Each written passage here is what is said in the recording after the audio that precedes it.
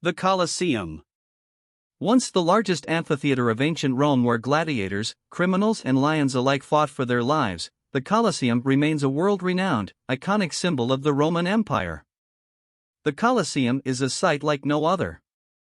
Beyond a shadow of a doubt, nothing represents the sheer power and magnificence of the Roman Empire like this stunning piece of ancient architecture. History of the Colosseum. The Colosseum, or Colosseo in Italian, was once the largest amphitheatre in the Roman Empire. It was built in the 1st century AD by the Emperor Vespasian as a place for the people of Rome to enjoy. Originally named the Flavian Amphitheatre after Vespasian's family name, the man who brought the Roman Empire back from the brink would not live to see its completion. The construction of the Colosseum was very much a symbolic gesture to create a clear distinction between Vespasian and his predecessor, Nero. Nero had committed suicide after suffering military coups, partially a result of his extravagance, which included building the opulent Golden House and a vast statue of himself. By contrast, Vespasian was building the Colosseum for the citizens of Rome.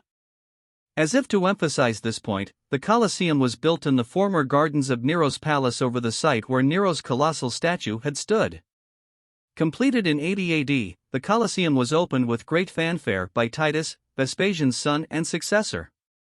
He marked the opening of the Colosseum with 100 days of games, including stunning battle recreations on artificial lakes of water.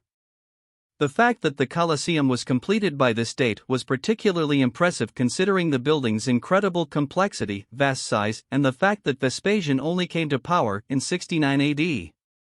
Even despite the short timescale of the build, the result was spectacular. Not only was the Colosseum able to take up to 50,000 spectators, it was also perfectly symmetrical, ornately decorated in marble and stone, and an incredible feat of engineering. The Colosseum remained the amphitheatre of Rome until the end of the Roman Empire. This was the place where gladiators, lions, and those accused of crimes were put to the test, often fighting to the death. Since the fall of the Roman Empire, the Colosseum has suffered from various destructive forces, including extensive pillaging of its stone and marble as well as natural disasters such as earthquakes. In fact, its materials contributed to many famous Roman buildings such as St. Peter's Cathedral and the Palazzo Venezia. Yet, even though a third of the Colosseum has been lost over time, this magnificent structure remains one of the most fascinating and beautiful historic sites in the world. The Colosseum today. A visit to the Colosseum offers a great insight into the lives of Roman citizens and those who had the misfortune of fighting there, and for many, it's synonymous with the power, theatrics, and brutality of ancient Rome.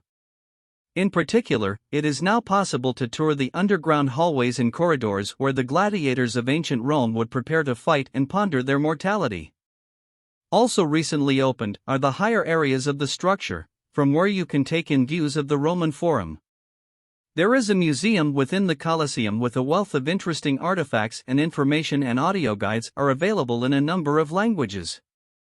The Colosseum receives around 7 million visitors a year. It's worth booking your tickets online and visiting earlier or later in the day to avoid the worst of the crowds.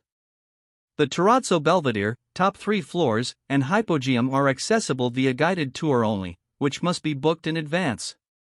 Guided tours are also available for the main building. Security is unsurprisingly tight. The site is closed at weekends.